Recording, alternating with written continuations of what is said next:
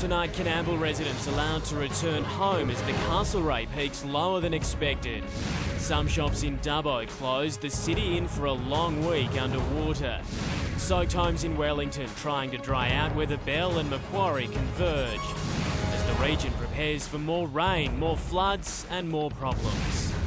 This is Prime News with Hugh Whitfell. Good evening everyone. Another major highway is cut and a dozen Western councils have been declared natural disaster areas. Tonight, the latest from the major flood zones in our region, including Dubbo, where some businesses could be closed all week. We begin in Coonamble, where people who were evacuated were allowed to return home today. The Castlereagh didn't reach its expected peak. That's little consolation for farmers who've had their bumper crops virtually torn apart. Antonia Morrow begins our coverage. Floodwaters were promised, the Castlereagh was swelling. Around 1,000 residents were told to get out to higher ground. But by 9 o'clock this morning, the river had peaked at Coonamble below the expected level. The Castlereagh reached 5.2 metres at 9 a.m, about 30 centimetres short of what was predicted. The levee guarding the eastern part of the town is expected to hold. That doesn't mean that the risk or the danger is over. This is just a short window for those residents to be able to enhance their preparedness. It's little consolation to farmers who have lost their entire crops. It's the best I've ever seen, and it's just gone in a matter of days or a week, I suppose it took to ruin it, but it's all over. The SES isn't taking any chances when it comes to safety, monitoring the situation by air, water and on foot.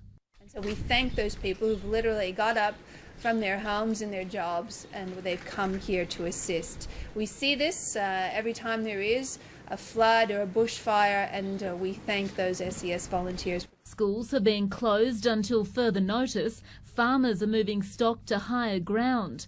Dozens of landholders have been left isolated. This is the only way in or out. By lunchtime today, East Coonamble residents were given the OK to return home, but it might be short-lived. A storm is blowing in from the northwest. We're upping our preparations. We're working very closely with the state government and other emergency services just to ensure that all our plans are in place, but we're very confident with what we've got at the moment. Antonia Morrow, Prime News.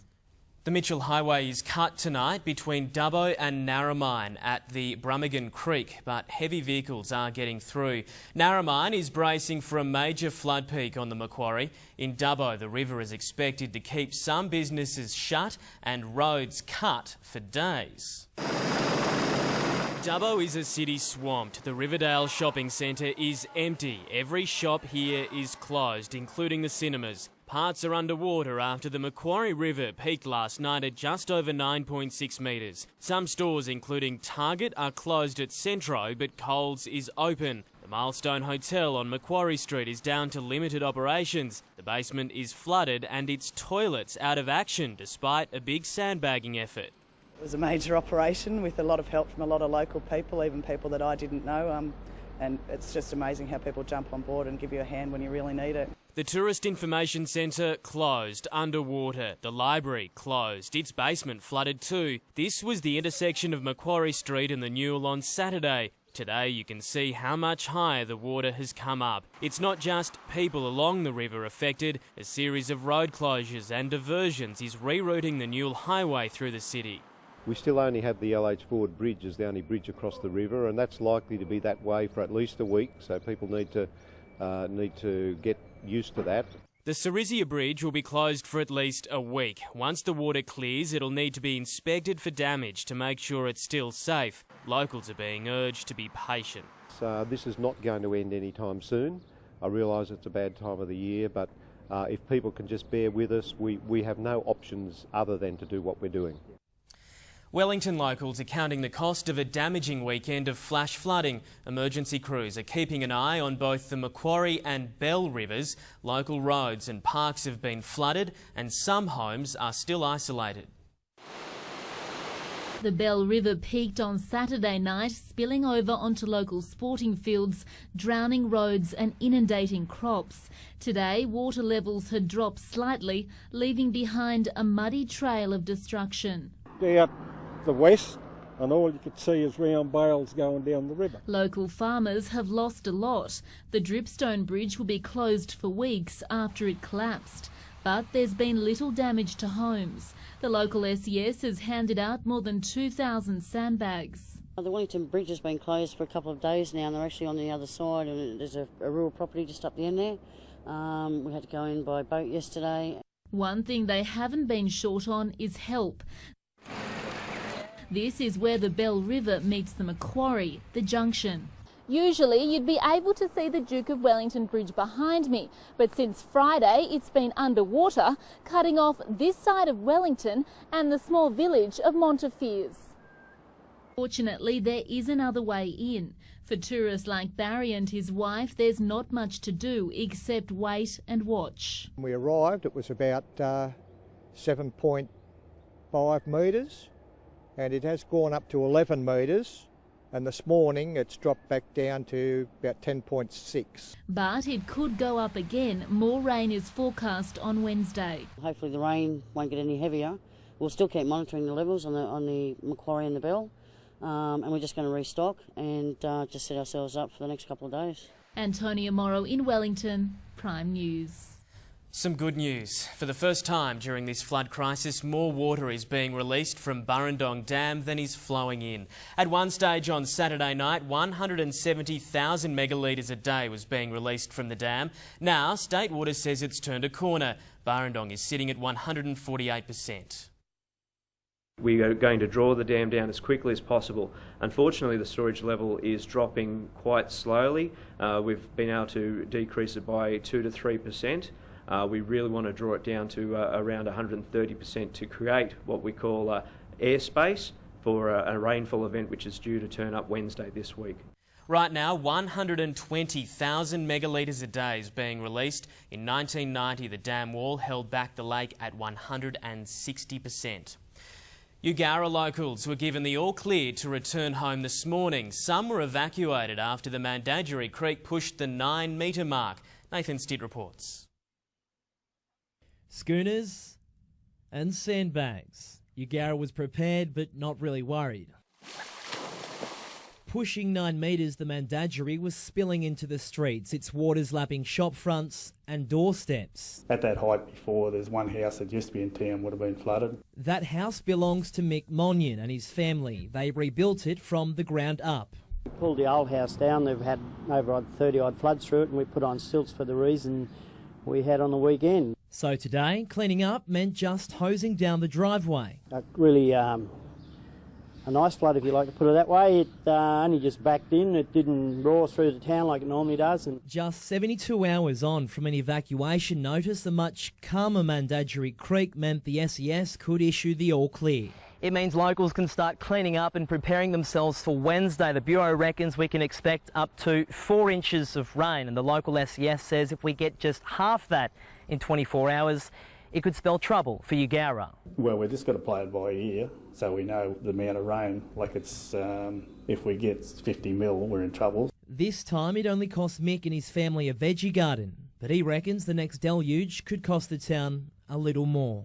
It's the next one we've got to worry about. That's the worst thing about it, and that's one good thing about being up high. Nathan Stitt in Eugowra, Prime News.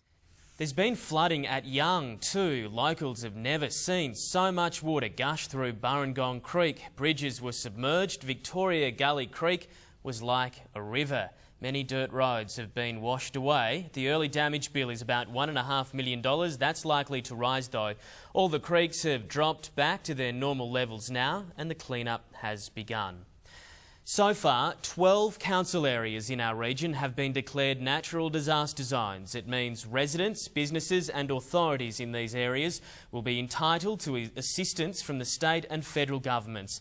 Obviously, the clean-up bill in places like Coonamble is going to be big. Mid-Western Regional Council estimates its damage bill for roads and bridges to be about $12 million. The Gilgandra, Parks, Narromine and Warren Shires were added to the list today.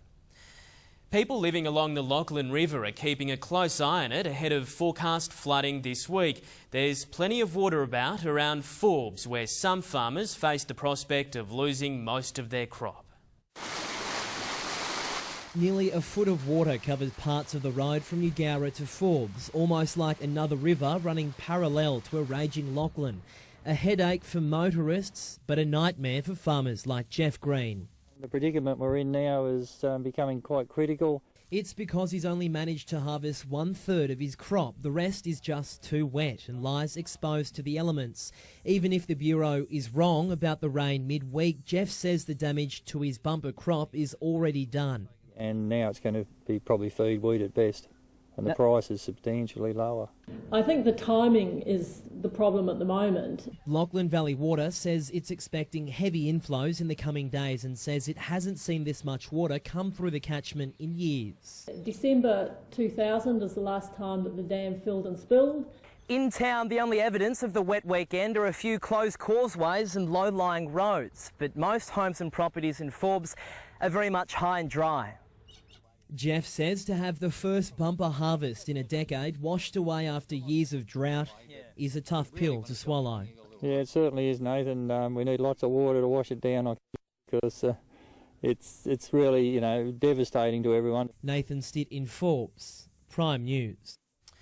Remember, there are people you can call if you want more information on the floods. A public information centre run by Joint Emergency Services is still running. You can call it on 1800 227 228. If you need help from the SES, don't be afraid to call them on 132 500. Their website has regular updates at ses.nsw.gov.au. And as always, keep your eyes on iPrime and with us here on Prime News. So, Daniel Gibson joins us. What can you tell us about this talk of even more rain? Well, Hugh, I can tell you that there is still that prospect of Thursday in particular, the rain coming in towards Tuesday afternoon and evening. It'll spread through Wednesday, but it's now Thursday I'm a bit concerned about. I'll tell you why soon. Okay, thank you, Dan. Coming